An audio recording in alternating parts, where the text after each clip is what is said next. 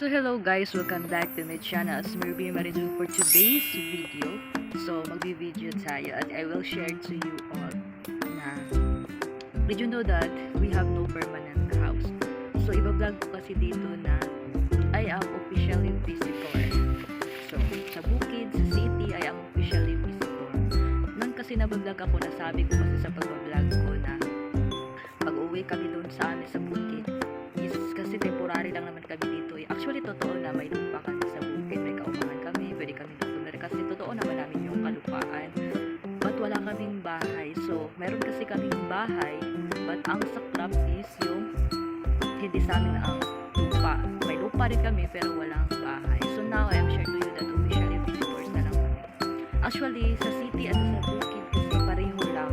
Dito sa Jensan, sa city, sa bukid, pareho lang kami visitors dito kasi we have no permanent house. So pag-aalis kami dito sa Jensan, mag-goodbye Jensan kami, city. So pag pupunta kami dito sa Jensan, is visitors na. So hindi ka pa, ngayon ko lang ito na-share kasi nga, alam ko kasi na darating din yung araw na visitors na lang talaga kami dito sa Jensan. Wala kaming sariling bahay. Yes, visitor. At lagi ko itong sinasabi natin sa vlog, temporary na kami nag-aaral dito. At hindi pa naman tapos, kaya nagre-review pa ako. Pero kasi, at hindi naman natin maiiwasan na may challenges na darating sa ating mga buhay. So ayan, so ngayon, iba-vlog ko is officially I am visitor. So punta ako sa city. Kasi darating man yung araw na aalis din kami pagkatapos ng natakdang panahon. Yes, takdang panahon. Pero alam ko kasi na pag sinabi ko kasi itong visitor kasi wala na kami bahay, diba? So pumunta kami ng bukid, wala na kami bahay, meron kami kayo ng kalupaan, pero hindi pa kasi nag-ginawa ng bahay. Sabi ko kasi kay Papa na temporary lang naman yung kubo kasi darating yung araw na gagawa tayo ng permanent na bahay. Sinabi ko na kasi kay Papa na gagawa tayo ng permanent. Sabi ko, kubo lang muna unahin. Kasi gusto ko, maggagawa tayo ng permanent house na talaga. Gusto ko kasi yung dumating na araw from no permanent house to finally permanent house. Wow! Kaya ngayon, officially visitors na muna kami kasi wala kaming bahay. Pero alam ko kasi na darating yung takdang panahon na gagawa kami ng permanent house na talaga sa sarili naming kayutaan, kalupaan. Pero kasi hindi pa yun ang takdang panahon kasi ngayon nagre-review pa ako. Pero may mga plano din kami, mga pinag-uusapan ni Papa sa amin. Alam ko kasi na kanang darating din yung araw na gagawa kami ng permanent house, but hindi pa naman ngayon. Kasi nga, wala pang stable, wala pang, marami pang wala, diba? Kasi alam ko kasi na sa sarili mong pagsisikap, makakagawa ka talaga sa sarili mo. Kahit wala kang bahay, diba? Ganun talaga yung mga na-experiences sa mga tao na walang permanent house. Kasi gusto kasi namin, nagagawa talaga kami ng permanent house na talaga namin. Kasi kahit nawala pa yun, kasi yun din yung mga pangarap sa mga walang permanent house. So, ayun lang yung iba-vlog ko, and then, kasi dito sa Jensan, dito ako nagbuboto. So, 11 years na kami dito, 12 years. But, bakit ko ito ibinablog, i-share sa inyo? Kasi hindi pa naman yung takdang panahon na we have a permanent house. So, officially, visitors kami. Diba? Kasi, I know kasi nga, hindi kami magtataka dito sa Jensan. Kaya, ngayon ko pa lang sinasabi ito na visitors na kami. Kasi nga, kahit matagal kami Jensan dito, pero hindi naman sa aming sarili. Kaya nga, hindi ako nag-tour eh. Alam niyo naman doon sa bukid namin, pag umuwi ko, wala kayong makikitang bahay namin. Bakit nagtataka kayo kung wala akong house tour? Diba dito lang lagi sa Jensan, may mga video ako lagi sa Jensan, ba't wala sa bukid? Kasi, wala akong house tour kasi hindi naman namin yung bahay. Gusto ko kasi mag-house tour sa permanent na bahay na talaga.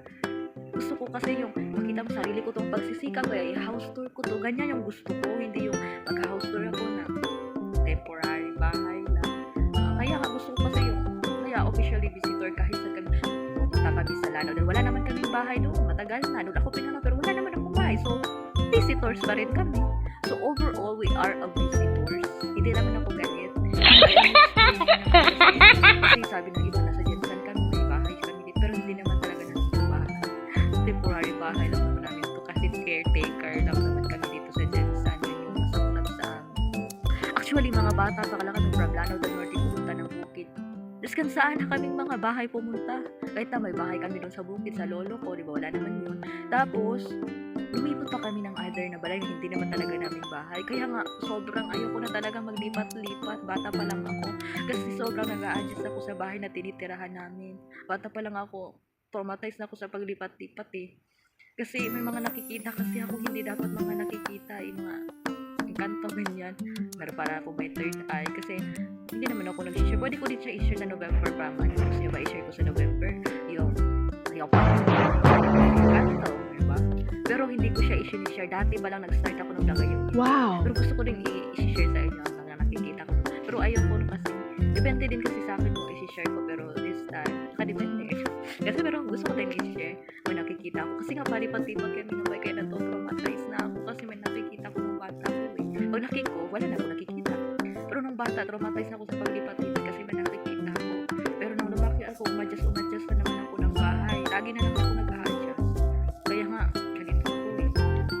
Kasi lagi na lang kasipat, lagi ako nag-a-adjust sa mga environment, sa mga, diba? Kaya yun yung masaklap sa mga walang permanent house. No permanent house, officially visitors. Ang vlog na ito, we have no permanent house / we are visitor. Kasi pagdating ng panahon na umalis kami po sa Jensen, visitor lang naman din kami. Kasi nga kahit ang tagal lang dito, alam ko naman na hindi kami magtatagal dito. Kasi nga, sabi ko na, umalis ka, alis kami.